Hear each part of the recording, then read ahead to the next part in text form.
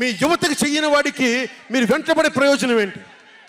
నా అభిమానులకు కూడా చెప్తా ఉన్నాను, నన్ను కాదని మీరు జగన్కి ఓటేశారు మర్చిపోను.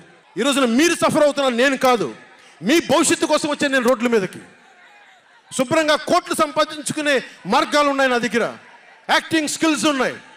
అన్నీ కాదనుకొని ఎందుకు వచ్చాను? అరే నన్ను నేలే, మన మనుషులే, మన వాళ్ళే, తప్పన పెడితే నేను 2 చోట్ల ఓడిపోయాను. 2 చోట్ల బాధ లేదు, నిలబడ్డా.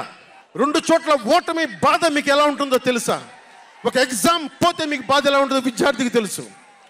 అలాంటిది నేను 2 చోట్ల ఓడిపోతే నేను నిరాశ, నైరాశ్యం, బాధ ఉండింది. ఒకటే గుర్తుపెట్టుకున్నా, ట్రైన్లో డర్బన్లో దక్షిణాఫ్రికాలో గాంధీని ట్రైన్లోంచి గెంటి వేయబడ్డ గాంధీ గారు గుర్తొచ్చారు. ఏ ఆటుపోట్లు తీసుకోకుండా మన పార్టీని నడపలేం, అవమానాలు తీసుకోకుండా ముందుకెళ్ళలేం.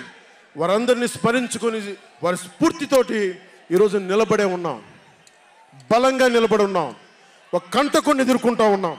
మీరు చెప్పండి, మీకు కాంటాక్ట్ సర్టిఫికేట్ కావాలి ఉద్యోగాలకు వెళ్ళాలంటే? మీరు ఉద్యోగాలకు వెళ్ళాలంటే కాంటాక్ట్ సర్టిఫికేట్స్ కావాలి, పాస్పోర్ట్ కావాలంటే మీ ప్రవర్తన ఎలాంటి ప్రవర్తన కాంటాక్ట్ సర్టిఫికేట్లు కావాలి.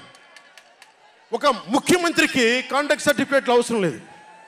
ఎన్ని కేసులున్నా పర్లా, ఈ ఉండే గూండా ఎమ్మెల్యేలకి ఎన్ని దోపిడీలు చేసినా వాళ్ళకి కాంటాక్ట్ సర్టిఫికేట్ అవసరం లేదు. పోలీసు ఉద్యోగానికి వెళ్ళాలంటే కాంటాక్ట్ సర్టిఫికేట్లు, చిన్నపాటి ఉద్యోగం కావాలంటే కాంటాక్ట్ సర్టిఫికేట్లు. కానీ మనల్ని పాలించే ఈ వైఎస్ జగన్కి, వీళ్ళ అనుంగులైన ఈ దాష్టీకుల సమూహానికి కాంటాక్ట్ సర్టిఫికేట్ అవసరం లేదు. మనకి కాంటాక్ట్ సర్టిఫికేట్లు ఇచ్చే నాయకులు మనకంటే ఉన్నతంగా ఉండి తీరాలి.